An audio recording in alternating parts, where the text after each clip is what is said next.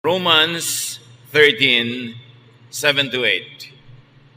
Pay all that you owe, whether it is taxes and fees, or respect and honor. Let love be your only debt. If you love others, you have done all that the law demands.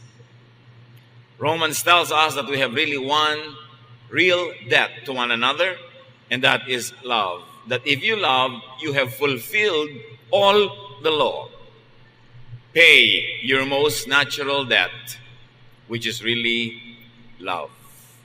Ang ating pag-aaral, pinamagatan natin, more than one blessing. Salamat po, Ama, dahil kayo'y Diyos na maibigin.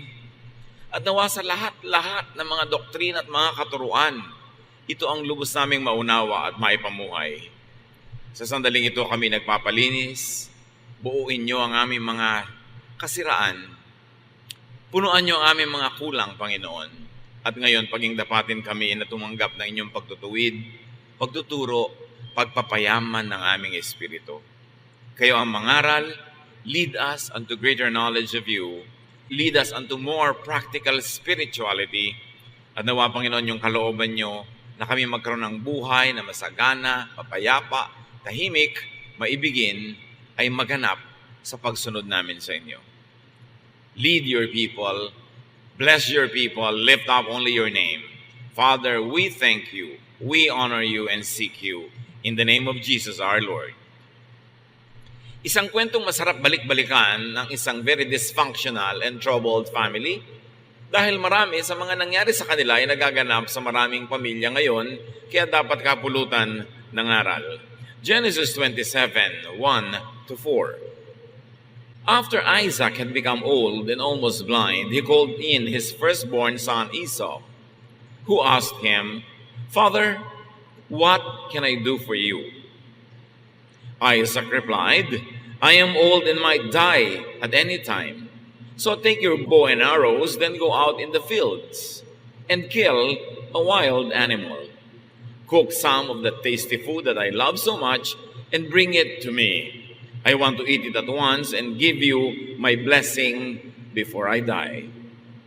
So itong si Isaac ay isang bunga rin ng napakagulong pamilya dahil meron siyang half-brother na naging kaagaw niya sa maraming mga bagay at lumaki sila na laging merong ganong mga selosan sa pamilya. At siya man, itong si Isaac, ay inulit ang nangyari sa kanyang pamilyang kinalakihan. Meron na naman siyang paborito. At ang paborito niya ay ang kanyang panganay na anak na si Esau, na ayon sa kaugalian ay siyang tatanggap ng pagpapala at malaking-malaking mana mula sa ama imbes na yung ibang kapatid. At sa kanyang katandaan, sabi niya ay malapit na akong sumakabilang buhay, bago man lang mangyari yun ay manghuli ka ng hayop na lutuin mo ayon sa putahe na gustong-gusto ko, at pagkatapos kong kainin yon, ay bibigyan kita ng pagpapalang hinihintay mo, at ready na akong mamatay. So, a son's most coveted treasure is the father's blessing. At dapat nating unawain na sa sinaunang Israel, sa kanilang kultura, itong practice ng pagbibigay ng blessing sa isang anak, lalo sa panganay na anak, gave some social order. Nagkakaroon ng kaayusan ng lipunan dahil kung may kabuhayan ng isang pamilya, hindi nagkakahati-hati sa 8, 9, 10 anak na tigay isang dakal na lupa na lang tuloy natira sa kanila. Napupunta ito sa panganay. At yung mga ibang kapatid ay aasa na lang, tutulong at mangangamuhan sa kanilang pinakamatandang kapatid para yung property ay buo at hindi magkawatak-watak. So there was some social order because of the Israelites. Property was everything. Real estate was everything to them. Hanggang ngayon, sa mga lugar na yan, ay pinagbabakbakan pa ang property, ang real estate. But the same social order also gave family chaos. Kung paano napaayos ang panglabas na lipunan, doon naman nagkakagulo ang pangloob ng mga pamilya dahil nagkakaroon ng mga hidwaan, mga selosan at agaw-agawan. So handa na ang tatay na ibigay ang blessing sa kanyang panganay na anak. maibigay lang yung gusto niyang kainin. Genesis 27, 5-10, Rebekah, the wife of Isaac, had been listening, and as soon as Esau left to go hunting, she said to Jacob, sa kanya naman paboritong anak na nakakabatang kapatid nitong si Esau, I heard your father tell Esau to kill a wild animal and cook some tasty food for your father before he dies. Your father said this because he wants to bless your brother with the Lord as his witness.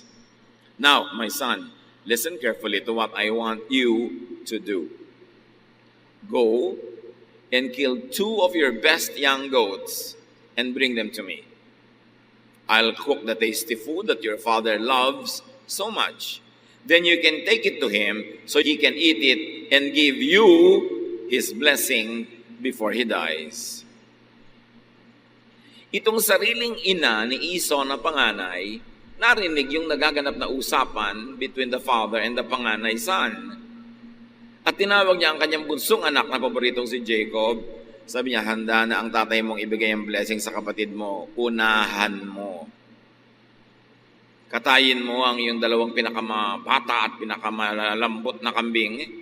Dali mo sa akin, lulutuin ko ayon sa kagustuhan na putahin ng iyong ama at nang maibigay niya sa iyo ang blessing.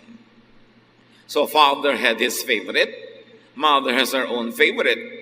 Perhaps to balance the inequity, dahil ang paborito ng tatay ay panganay, so naging pet naman ng nanay yung bunso para huwag naman sigurong dehado ang bunso. Or maybe because of simple bias. Kasi ang hilig nitong si bunso, kamukha ng nanay, lagi nasa bahay, nagluluto, nag-aayos doon. At ang hilig ni panganay, yung gusto ng tatay, lagi nasa labas, nag-hunting. Magkaiba ng hilig yung magkapatid na umayo naman sa magkaibang hilig ng kanilang ama at ina. So you can imagine the division, the competition, the stress and tension within this family. Lagi na lamang merong pagkukumpara, paghahambing, at pag-uunahan. Genesis 27, 11-13. My brother Esau is a hairy man, Jacob reminded her, and I am not. If my father touches me and realizes that I am trying to trick him, he will put a curse on me instead of giving me a blessing. Rebekah insisted, let his curse fall on me. Just do what I say and bring me the meat. Sabi naman itong si Jacob, ang kinis-kinis po ng balat ko. Si kuya, mabuhok.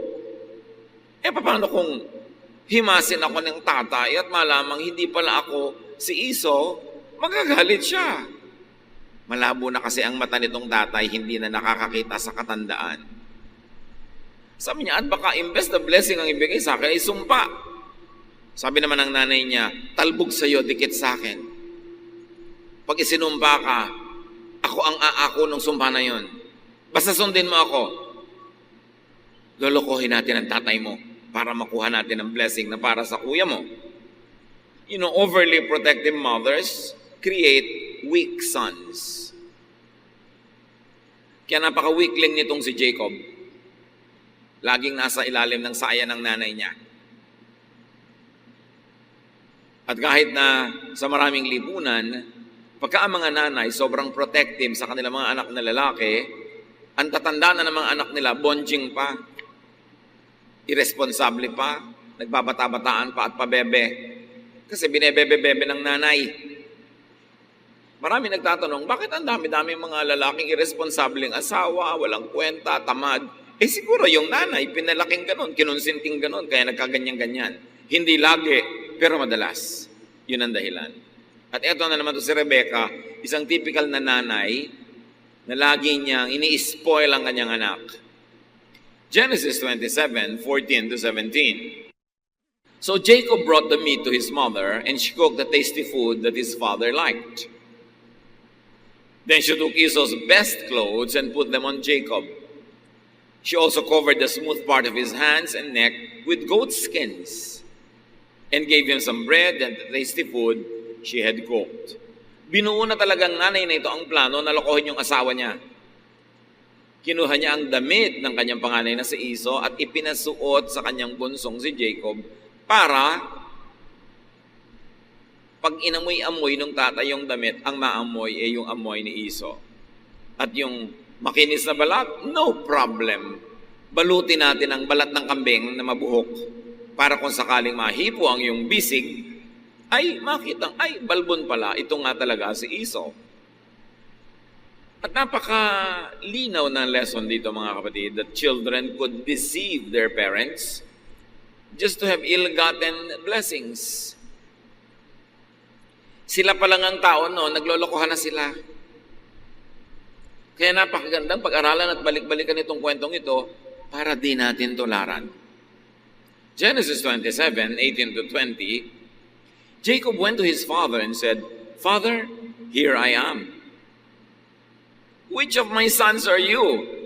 his father asked. Jacob replied, "I am Esau, your firstborn. And I have done what you told me. Please sit up and eat the meat I have brought. Then you can give me your blessing." Isaac asked, "My son, how did you find an animal so quickly?"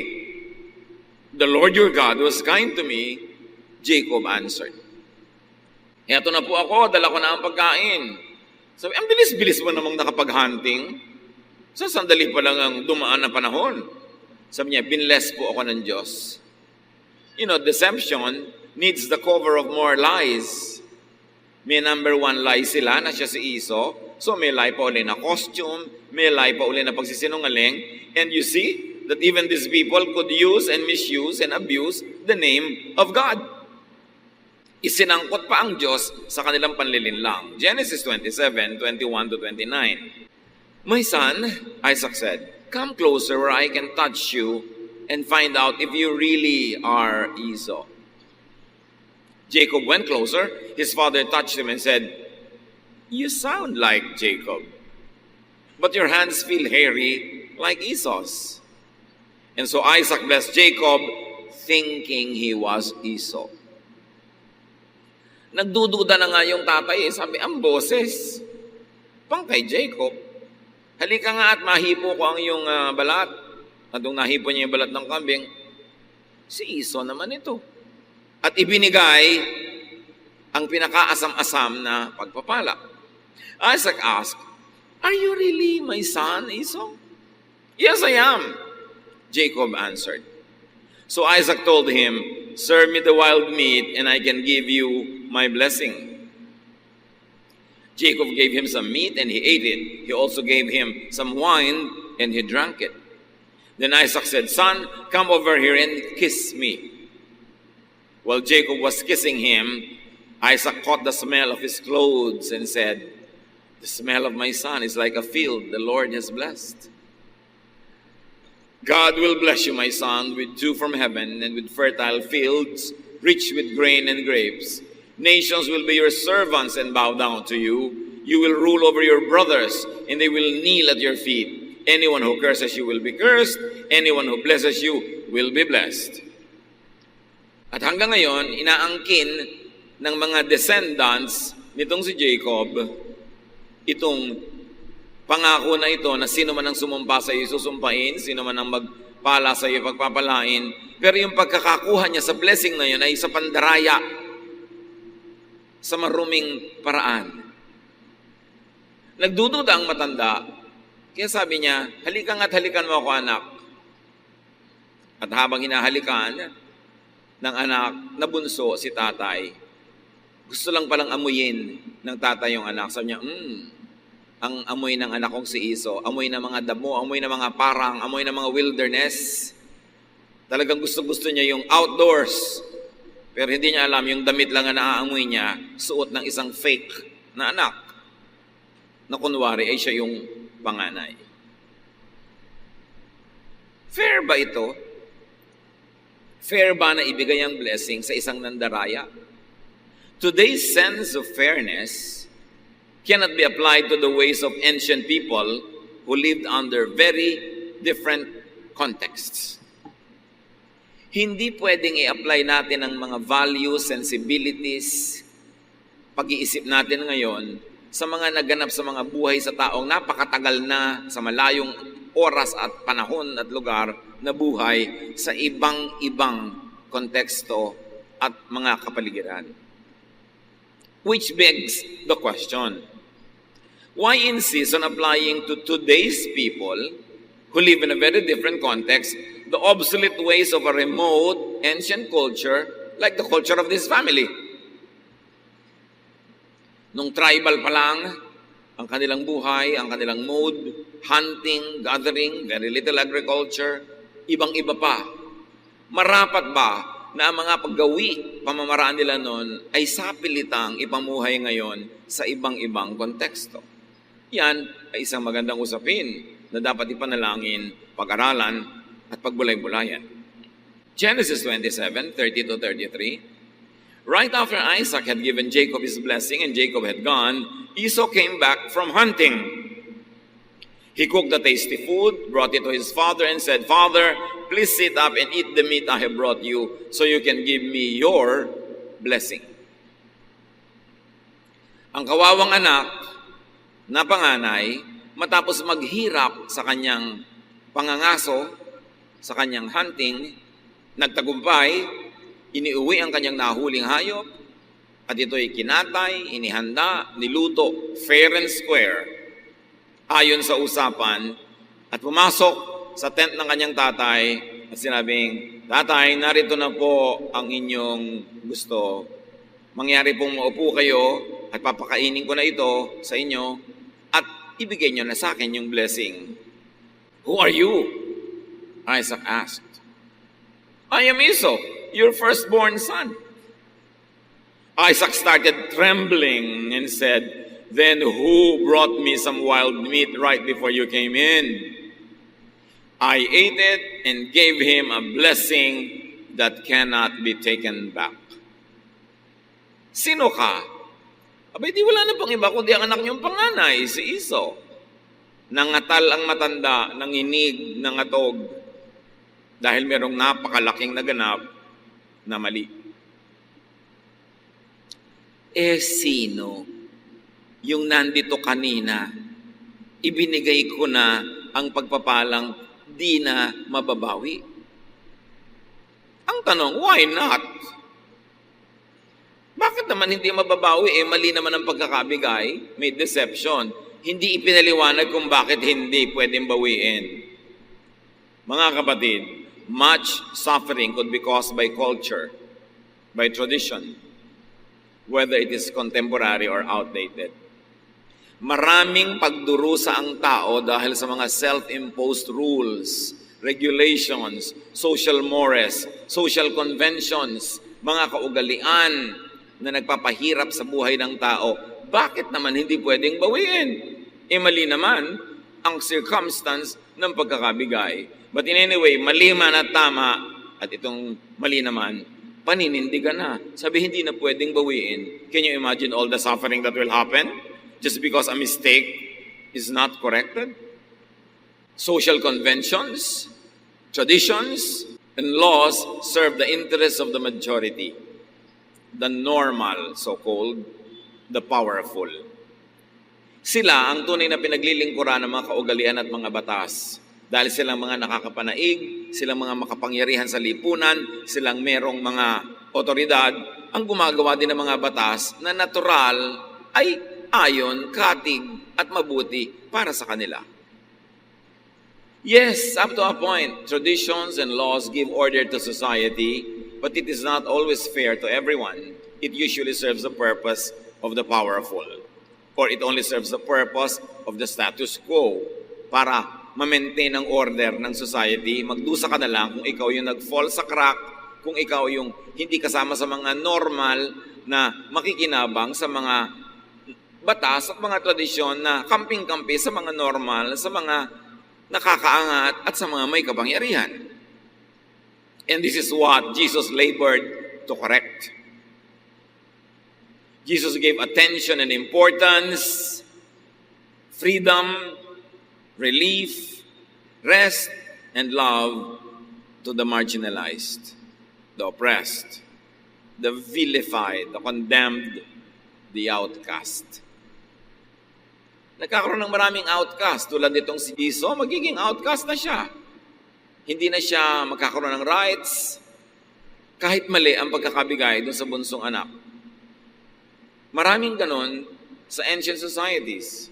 Para lang sa kaayusan, magdusa ka na lang. At sino ang nag-enjoy ng kaayusan? The powerful, the favored. Itinuwid yan ng Panginoon dahil liko.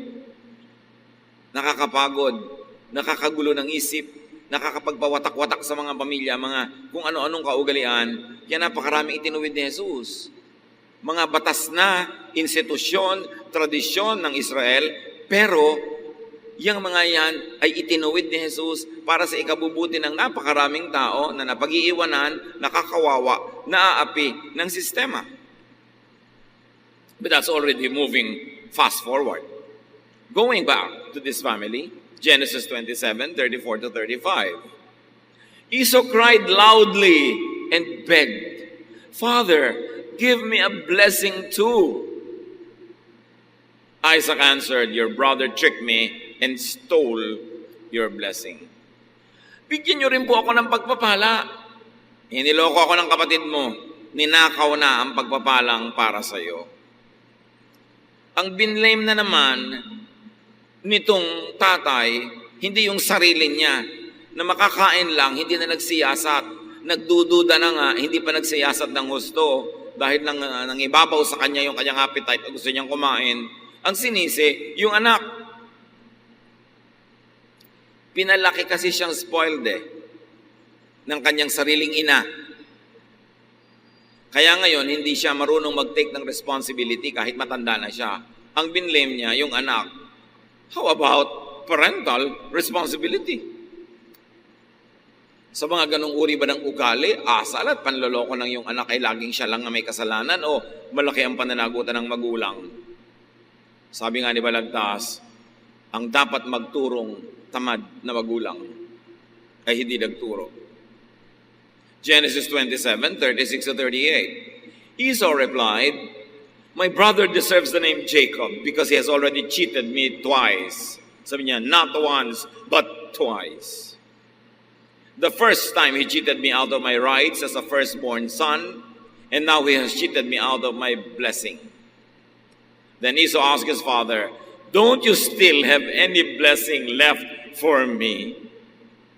Talaga bang wala nang natira kayong pagpapala para sa akin? "My son," Isaac answered, "I have made Jacob the ruler over you and your brothers, and all of you will be his servants. I have also promised him all the grain and grapes that he needs. There's nothing left I can do for you." Anong klase namang magulang yun sasabihin sa anak? Wala akong magagawa, anak. Kahit alam na niyang mali ang nangyaring transaksyon. So humihingi yung anak ng kahit man lang katiting at natira at tira-tirahang blessing, the father gave the opposite. Sabi niya, magiging alipin ka ng iyong kapatid. Sa kanya mapupunta ang lahat ng mga biyaya. "Father," Esau asked, "don't you have more than one blessing? You can surely give me a blessing too." Then Esau started crying again. Esau was not asking for his brother to be disinherited. He was just asking for an extra blessing. Genesis 27:39 to 40. So his father said, "Your home will be far from that fertile land, where dew comes down from the heavens. You will live by the power of your sword and be your brother's slave. But when you decide to be free, you will break loose." Jacob makes it worse. Parents could and will cause their own child's doom. They could will and cause their own child's doom. Pag hindi itinutuwid ng magulang ang isang mali, at nasa kamalian na yan ay may nagdurusa siyang anak, siya na ang may malaking kagagawan at pananagutan sa ikapaririwara at ikasasama ng buhay ng anak. Pinaninindigan niya, pati mali. Dapat sana ituwid niya yon. Genesis 27:41, Esau hated his brother Jacob because he had stolen the blessing that was supposed to be his. So he said to himself, "Just as soon as my father dies, I'll kill Jacob. Nakita niyo ang bunga? Namuhi si Esau sa kanyang kapatid na kung itinuwid lang ng tatay at pinirosahan yung ng lokong anak, hindi mamumuhi itong isa. Alam niyo, nakakamuhian ka lang naman pagka hindi ka nako-correct. Kaya yung mga anak natin, mga bata, mga apo na saksakan ng likot, saksakan ng sutil, saksakan ng pasaway, nakakainisan nyo ng iba. Lalo't hindi nyo itinutuwid, nang babasag na, nananagasa, ang gulo-gulo, ang ingay-ingay, nangaabala, hindi nyo pa sinasaway, maiinis sa kanya ang lahat ng tao. Pero subukan nyo, sabok kayo ng isang beses yung batang yan, sasabihin pa ng mga iba, kawawa naman yung bata. Kasi naaawa naman sila dahil sinabuka mo. Pero habang ini-spoil mo, tinarantin mo yung makulit na bata, galit na galit sa kanya yung mga tao. Pag talikod mo, gusto nilang kalmutin yung anak mo. Kung ayaw nyo ang mga anak nyo ay kainisan ng iba, disiplinahin nyo. Hayaan nyo sa inyo mainis, dahil parang ang istrikta nyo, kesa sa bata mainis. Gusto nyo mapamanahan ng anak nyo na maganda? Yung ang mga taong nakakasalamuhan niya ay natutuwa sa kanya, hindi yung nabubwisit sa kanya. Yun ang magandang pamana. Kaya pag ini-spoil mo yung bata, ang ipapamana mo sa kanya, yung makayamutan siya ng lahat. Kasi lalaki siyang selfish, lalaki siyang mayabang, lalaki siyang walang pakiramdam, hindi nakikiramdam sa kapwa. Anong uri ng reaksyon ng madla ang mangyayari? Hindi magandang pamana yung ganon. Parental misdeeds could divide their own children. Pag may mga magkakapatid na nag-aaway-away, nagbabangay-bangayan, lalo sa mga property, sa mga ganyang bagay, hindi lagi, pero madalas, may pananagutan yung magulang. Nagkanya-kanya sigurong pet, nagkanya-kanyang favorite, nagkanya-kanya ng uri ng unfairness dun sa hindi paborito. Ang bunga tuloy, hindi nagmamahalan yung magkakapatid, sila naghihidwaan dahil yung hindi pantay na pamamalakad ng mga magulang nila ang nagturo sa kanila to preserve themselves and to attack the brother or the sister. Parental misdeeds could cause and perpetuate sibling rivalry and distort and destroy their child's personality. Hindi ako magsasawa na balik-balikan ng mga katuruan na ito. Sa dami na ng nakita kong tao na tumanda na lang at lahat, wasak ang kalooban, basag ang puso, lusaw ang utak kasi lumaki sila na hindi nila naramdaman na minahal sila o kaya ay hindi fair ang pagtanaw ng mga magulang. Akala nyo ba ang mga bata, kung unfair kayo? Paborito nyo si A? Akala nyo ba hindi ramdam yun ni B? Akala ba natin ang mga bata hindi matatalino? Ramdam na ramdam nila yun, alam na alam nila yan. Binigyan sila ng kalikasan ng capacity to survive. So naturally, they know how to survive. They will sense who their friends are and they will sense who their enemies are at young age. At napakahirap na ang tanda-tanda na hindi pa makarecover dahil sa maling pagpapalaki ng magulang. Genesis 27:42-45. When Rebekah found out what Esau planned to do, she sent for Jacob and told him, "Son, your brother Esau is just waiting for the time that he can kill you. Now listen carefully and do what I have to say. Go to the home of my brother Laban in Haran and stay with him for a while. When Esau stops being angry and forgets what you have done to him, I'll send for you to come home. Why should I lose both of you, my sons, on the same day?" Ito namang nanay na ito, ang magaling na ina. Nung nalaman niya na yung panganay niya ay gustong patayin yung bunso, sa halip na sabihin niya sa bunso niya, ay, mag-sorry ka sa kuya mo, halika i-correct natin ang mga bagay-bagay para hindi maging kriminal ang kuya mo, para hindi ka mapatay. Aba, ang sabi pa, magtago ka muna. Nag-text siguro sa kanya, Mami, anong gagawin ko? Magtago ka muna. Bala kang patayin ng kuya mo. Huwag kang papakita. Huwag kang sisipot. Sabi niya, kahit na malayo ka sa akin, sinbali na. Pag nalang humupa ang galit ng kuya mo, tsaka ka bumalik, bakit kailangang mawala kayo sa buhay ko ng sabay? Kasi alam niya, nawala na si Esau dahil sa kanilang pandaraya. parang isa na lang ang anak niya. Sabi niya, bakit ko hahayang ikaw nakaisa-isang natitira kong anak ay mapatay pa? So ang nangyari sa nanay na ito, nawalan siya ng panganay, nawalan din siya ng bunso. At maraming mga ganyang magulang burara sa pagpapalaki ng anak. Kayo, baka may mga paborito para sa inyo ang kwentong ito.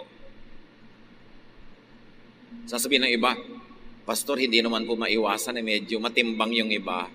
Oo nga, kasi siguro lagi kang inaabutan ng kape, kinakamot ang likod mo, nilalagyan ng katyalis sa mga eksema mo. Siyempre, matimbang ng konti yun.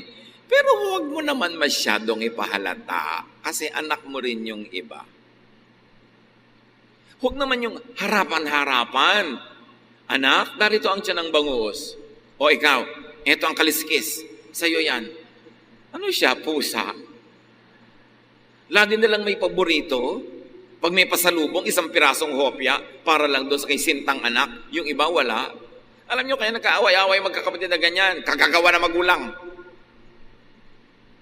Dapat nga, pagka nagkakainggitan, ikaw pa magsabing, hindi, mahal ka ng ate mo. Hindi, mahal ka ng kuya mo. Ganun dapat ang magulang nagbabalance, hindi yung may kakampihan pa. Mamaya yung mag-asawa na ang magkaaway kasi may kanya-kanyang kinakampihan.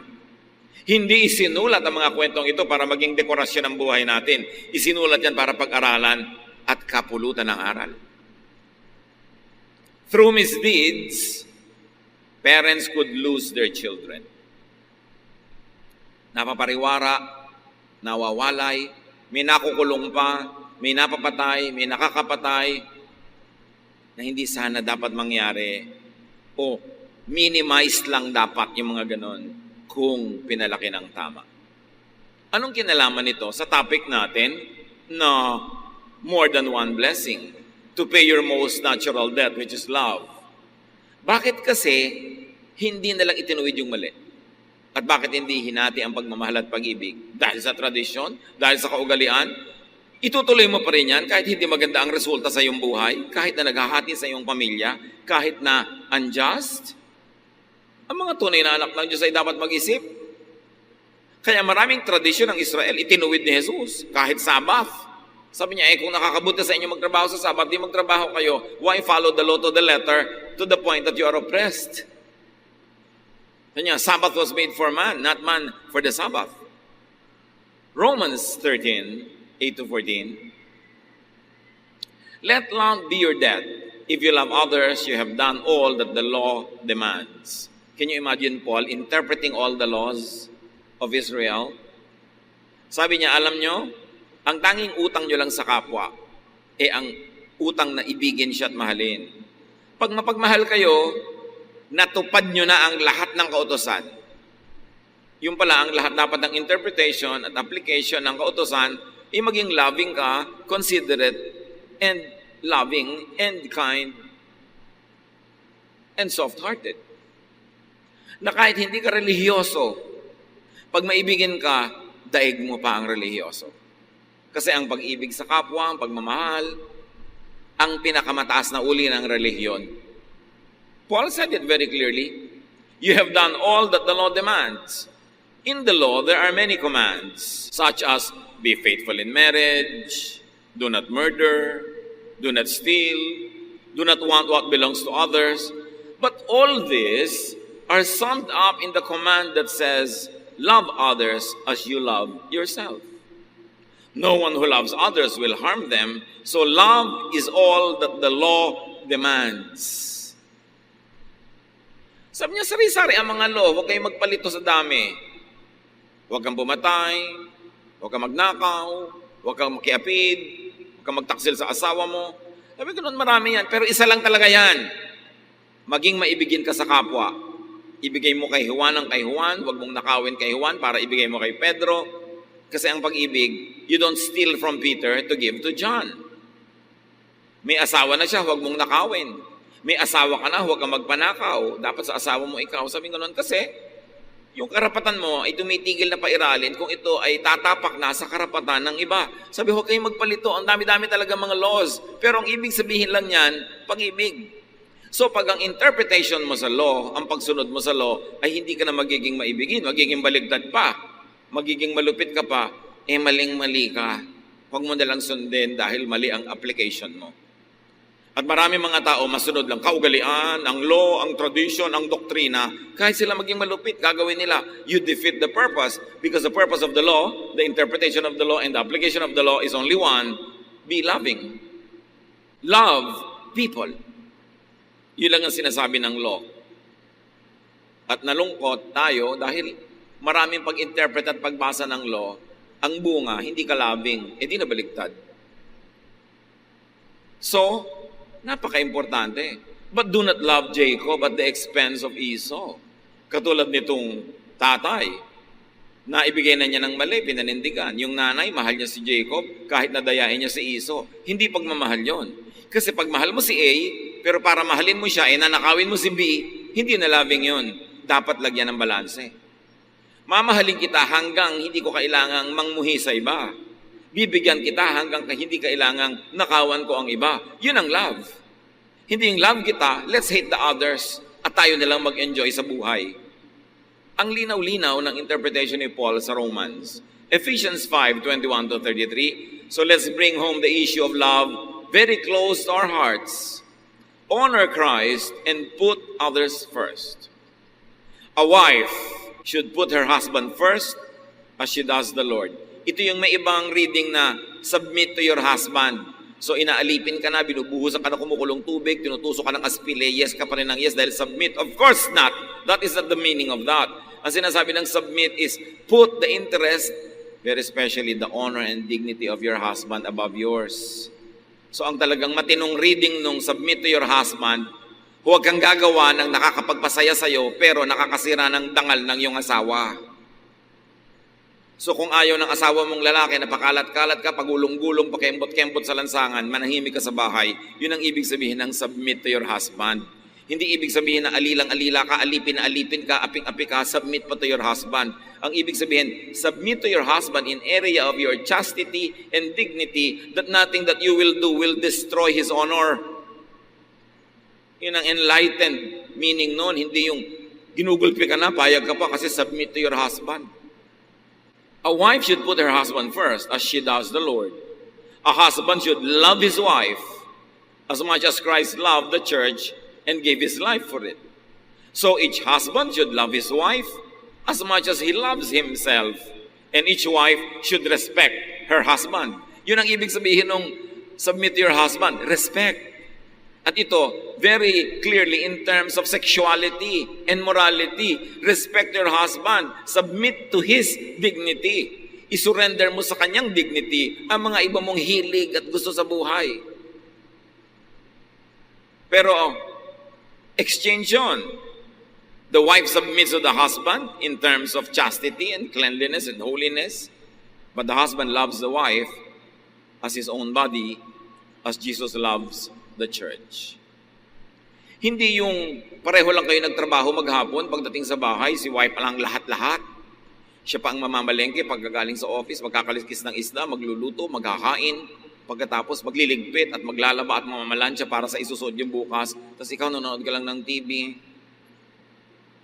Hindi yun love. Kailangan tinutulungan mo, lalo hindi mo naman nabibigyan ng maraming pera para meron siyang mga katulong. Abay, dapat ikaw ang tumulong, husband. Ano ka, si Emperor Caligula? Ang liit-liit naman ng sweldo. Tapos among-amo. Dapat fair. Yun ang sinasabi nitong verses na ito. Yan ang love in action. Na hindi ako magpapahinga at your expense. Hindi ako magpapakaginhawa na ikaw lang ang napagod. Love your partner. Yun ang ibig sabihin. Respect your partner. How many partners hunger for love? Gaano karaming wives or sometimes husbands ang may mga lihim na kinikim-kim na sama ng loob at hinanakit kasi ang feeling nila hindi sila minamahal enough. Hindi naaalala ka nila mga birthday. Yung pa namang wife mo, birthday, re-regaluhan mo ng rice cooker. Pagkain mo rin ang lulutuin niya doon sa rice cooker na yon. Dapat pagka-regalo kay wife, pang personal, hindi vacuum cleaner. Para sa buong pamilya yun. Kunwari pa, birthday gift. Bumili ka lang ng gamit sa bahay, itinapat mo sa birthday niya para ka makatipid. Kailangan pang kanya talaga. Yun ang maraming mga wives hindi lang kumikibo kasi nahihiyang kumibo. Iniisip nila parang hindi naman dapat kumibo. Pero hindi sila kontento sa pagmamahal ng husband. So, makiramdam ka naman. Akala mo kung sinong prinsipe tonyoso na ikaw si lover boy of the world. Yun naman pala ay ang asawa mo ay lungkot na lungkot. Kailangan makiramdam. Ephesians 6:4, parents, don't be hard on your children. Ang linaw ng turo, don't be hard on your children. Kung ang talent nila talagang pang 10th honorable mention, huwag nyo na pilitin maging valedictorian. Don't be hard on your children. Siyempre, meron namang 10th honorable mention, baka 11th pa nga. Kung yun ang assignment niya sa buhay, best na naman niya, ginawa na niya, huwag niyong pilitin. Mga nanay-nanay naman kumisa, sila ang nagko-competition, yung mga anak ang props. So, importante, love your children. Many parents are not aware of this, but many children hunger for love. Ang daming anak, ang assessment nila, hindi sila mahal na magulang. O hindi sila mahal enough. Although yung magulang, akala nila hero na sila, na minahal na nilang todo, pero sa perception pala ng anak, hindi. Dapat makiramdam. At dapat humanap tayo ng mga senyales. Ang anak pala natin ay nagmamakaawa, namamalimos ng pag-ibig ng magulang. Exodus 20, verse 12. Respect your father and your mother, and you will live long in the land that I am giving you. And in so many words and many other verses, love your parents. Children, love your parents. Para yung first half of our lives, our parents are the ones doing the loving most of the time. Pero dapat yung second half of our lives, we are doing the loving. Nagpapalit ng role ang anak at magulang. Habang bata pa ang magulang, siya ang nagmamahal ng todo-todo sa anak. At pag tumanda na yung magulang, yung anak naman ang nagmamahal ng todo-todo sa kanya magulang. Gaano karaming magulang ang hindi lang kumikibo, pero sa kanilang panukat, hindi sapat ang pagmamahal sa kanila ng kanilang anak. Hindi sapat ang pagpaparamdam at pagpapakita, lalo't nagkaroon na ng asawa at sarili ring mga anak, halos ay malimot ang magulang. A lot of parents grow old, sail into their sunset years, sad, hungry for love, especially at old age. Love your parents. That is a very clear teaching of Scripture. Huwag makalimot. Di lang dahil may sarili ka ng asawa at mga anak, ay ipapaisang tabi mo na ang iyong role to love your parents. Lalo ko ang magulang nyo'y nabawasan na sa makabilang buhay ng isa na lang yun natira. Mas sensitive yun, mas malulungkutin, mas maramdamin. Kailangan mas dadagdagan ang ating pagpapatunay at pagpaparamdam ng ating pag-ibig. Matthew 5:43-48. You have heard people say, love your neighbors and hate your enemies. But I tell you, love your enemies and pray for anyone who mistreats you. Then you will be acting like your Father in heaven. He makes the sun rise on both good and bad people, and He sends rain both for the ones who do right and for the ones who do wrong. If you love only those people who love you, will God reward you for that? Even tax collectors love their friends. Even bad people love their friends. If you greet only your friends, what's so great about that? Don't even unbelievers do that? But you must always act like your Father in heaven.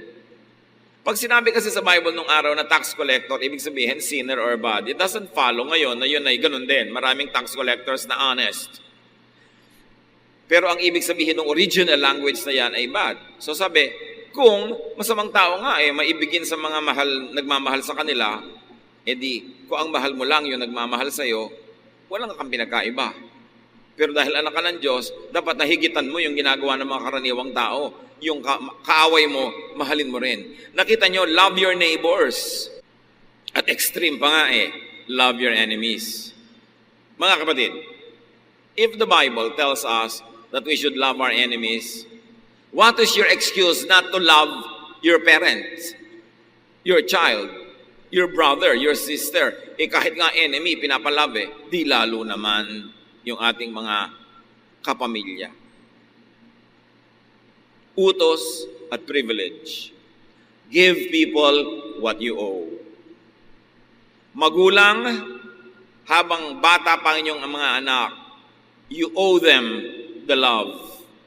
Mga anak, pag matanda na ang inyong mga magulang, you owe them the love. Lumilipat ang ating papel.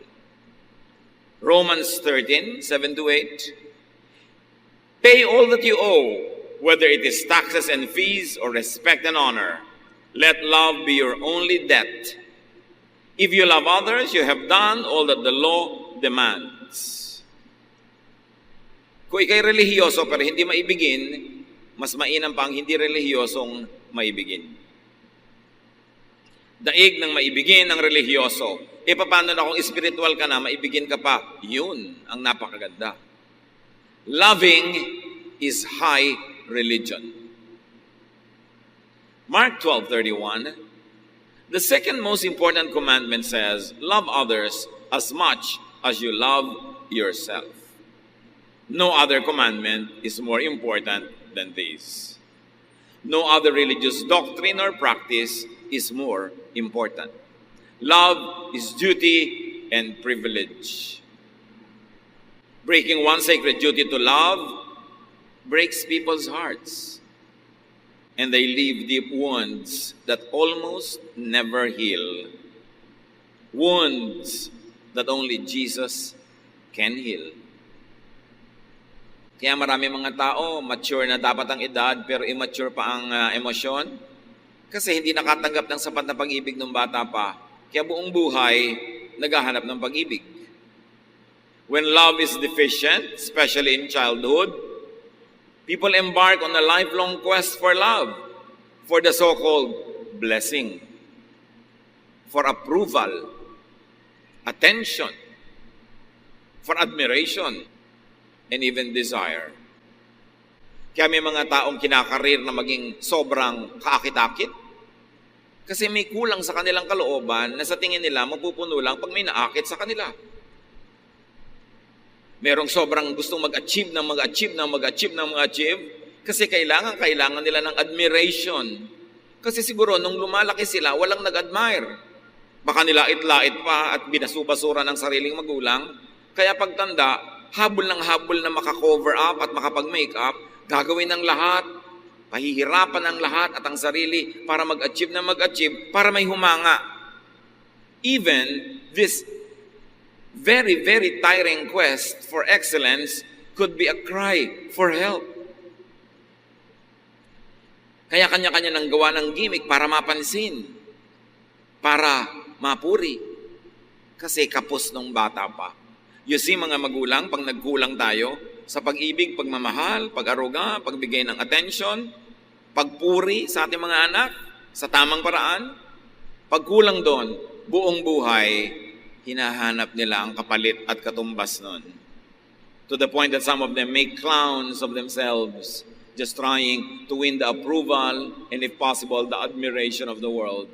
And if you cannot be approved or admired, at least you should be desired. Kaya yung mga iba talagang halos kalakalin na lang ang katawan para maging kapansin-pansin dahil yun na lang ang paraan nila para makatawag ng positive attention.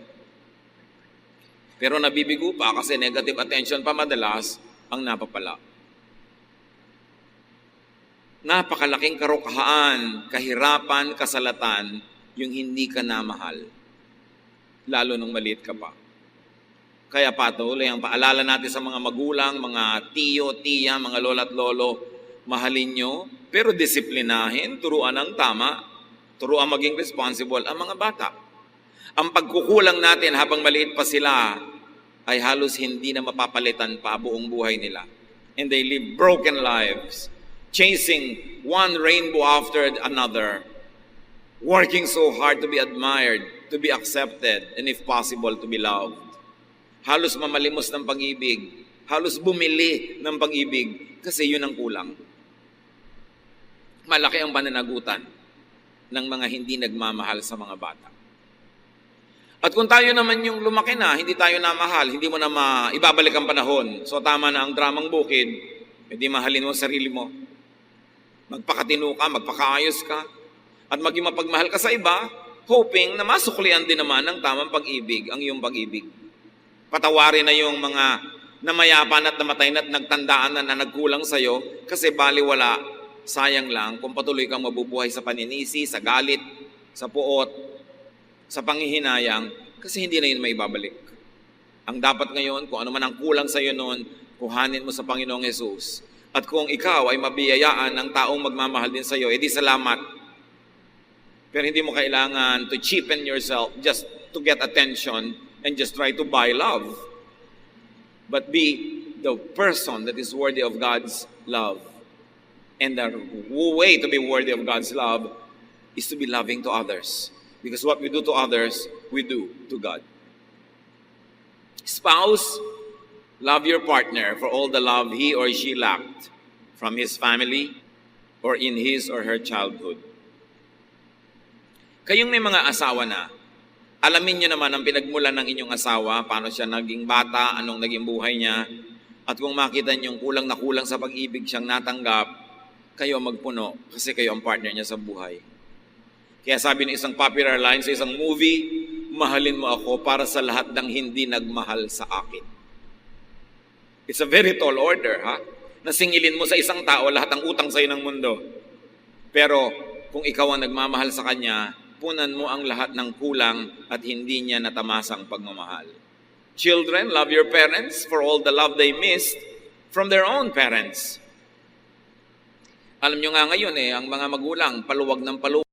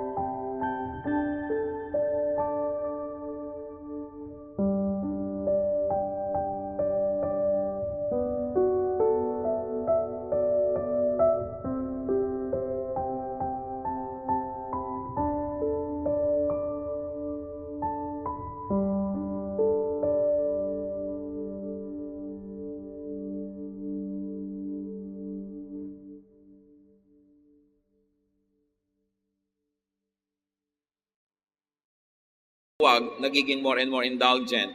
Kaya pag bumalik ka sa family tree, yung tatay mo ang higpit sa'yo, pero yung lolo mo siguradong mas mahigpit pa sa tatay mo kaysa mahigpit yung tatay mo sa'yo. Pabalik ng pabalik yan. Kaya mga tatay, nanay din natin, minsan biktima rin sila ng mga pamilya nilang hindi sila minahal ng ganap o kaya ang pag-express sa pagmamahal hindi tumpak. Dinaan na lang sa palo, dinaan sa disiplina para makakreate ng character pero walang balance.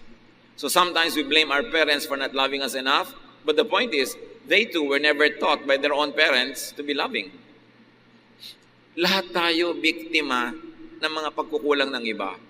But let us not have a victim's attitude and a victim's sentiment na para tayong laging biktima at kawawa. We are victorious in the Lord. And the Lord Jesus can fill us for all that we never had. Kaya napakahalaga na magkaroon ng napaka-personal na relasyon sa Panginoon. Hindi na tayo dapat na magdrama sa mga hindi natin natanggap noon dahil marami pa tayong pwedeng tanggapin from God and from God's people if only God's people would obey the teaching of God to be loving. Tama na ang pagdadrama sa mga nakaraan. Patawarin na ang lahat. Move on because it's the only way to be free. Parents, love your children for all others who will not love them. Ang isa sa mga pinakabumabasag sa puso ng magulang, yung anak mong pinalaki, minahal, magkakaroon ng asawang pabaya, magtataksil sa kanya, aabusuhin siya, kakawawain siya. Ang sakit sa magulang nun.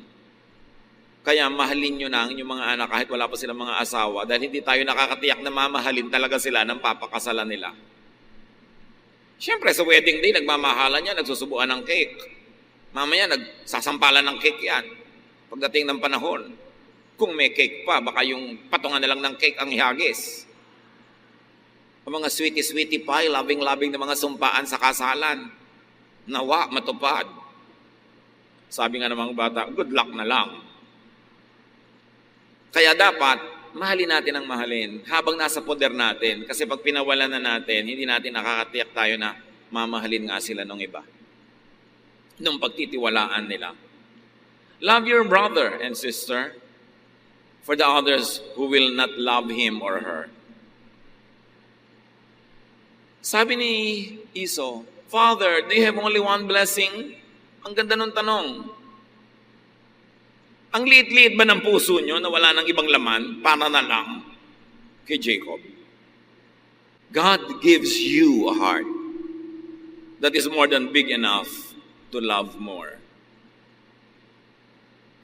Pag ang puso natin ay nakasuko sa Diyos, pinapalaki ng Diyos para maraming magkasyang pag-ibig, na kahit mahal mo yung nanay mo, meron pa rin enough para sa tatay mo, meron pa rin para sa kapatid mo, para sa asawa mo, para sa anak mo. Hindi yun nung nag-asawa ka, yung asawa mo na lang minahal mo, nilimot mo na yung magulang.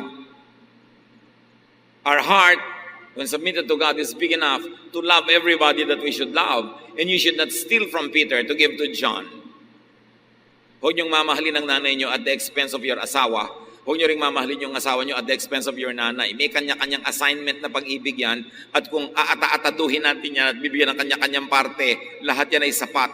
Dapat marunong ka lang magplano at marunong ka mag-isip. Hindi isa lang o dalawa lang ang minamahal sa buhay. Malaki ang puso ng mga anak ng Diyos. Kaya natin mahalin kahit pa nga kaaway. Kung talagang susurrender tayo sa Diyos, yung pansarili mong magulang ang makalimutan mong mahalin. You have more than one blessing. You have more than one love. Multiply love.